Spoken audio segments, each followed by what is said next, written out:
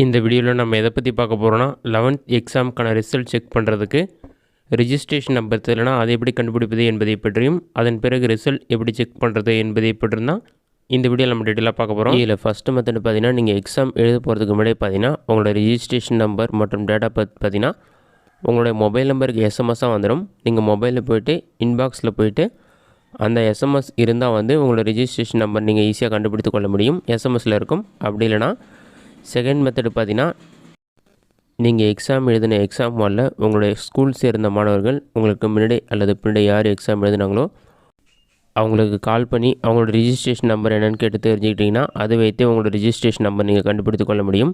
இதுதான் இரண்டாவது மெத்தட். இந்த மெத்தட் இல்லைனா நீங்கள் டைரெக்டாக உங்களுடைய ஸ்கூலுக்கு கால் பண்ணி உங்களோட நேம் மற்றும் டேட் ஆஃப் பர்த் சொல்லி உங்களோட ரிஜிஸ்ட்ரேஷன் நம்பர் கேட்டால் போதும்.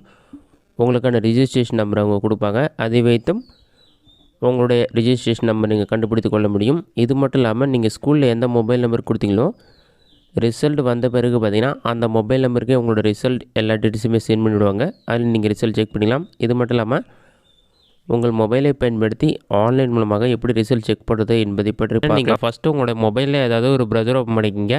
அதில் கூகுள் சர்ச்சில் போயிட்டு TGETNGOVன்னு சொல்லி டைப் பண்ணுங்கள். அந்த மாதிரி நீங்கள் டைப் பண்ணி வைக்க கொடுத்தீங்கன்னா ஃபஸ்ட் எடுத்துனே TG.TN.gov.in ஒரு வெப்சைட் ஷோ ஆகும். அந்த வெப்சைட்டை செலக்ட் பண்ணுங்கள். அந்த வெப்சைட் ஓப்பன் பண்ண பிறகு பாட்டமில் ஸ்க்ரோல் பண்ணிங்கன்னா ரிசல்ட்ஸ்னு ஒரு ஆப்ஷன் இருக்கும். அந்த ஆப்ஷனை செலக்ட் பண்ணிங்கன்னா ஒரு 5 செகண்ட்ஸ் லோட் ஆகும்.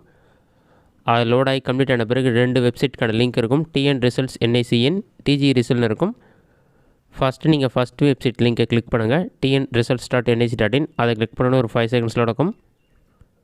லோட் ஆகி கம்ப்ளீட் ஆன பிறகு இந்த மாதிரி ஒரு பேஜ் ஓப்பன் ஆகும். எக்ஸாமினேஷன் ரிசல்ட்னு இருக்கும். ரிசல்ட் வெளியான பிறகு ஹையர் செகண்டரி +1 அரியர் எக்ஸாமினேஷன் ரிசல்ட்னு இருக்க மாதிரி +1 எக்ஸாமினேஷன் ரிசல்ட் 2023 ஒரு ஆப்ஷன் ஷோ ஆகும். அந்த ஆப்ஷனை கிளிக் பண்ணுங்கள். அதை நீங்கள் கிளிக் பண்ணிங்கன்னா நெக்ஸ்ட் பேஜ் ஓப்பன் ஆகிடும்.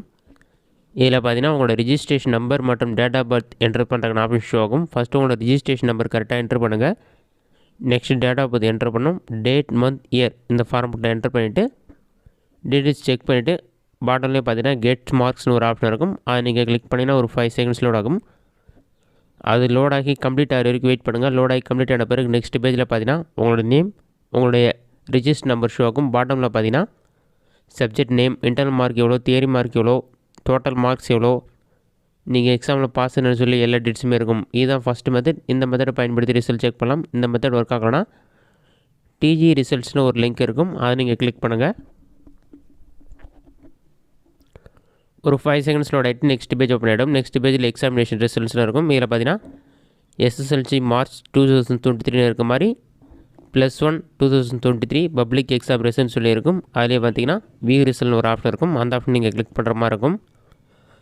அதை நீங்கள் கிளிக் பண்ணால் ஒரு 5 செகண்ட்ஸ் லோட் ஆகிட்டு ஆட்டோமேட்டிக்காக நெக்ஸ்ட் பேஜ் ஓப்பன் ஆகிடும். நெக்ஸ்ட் பேஜில்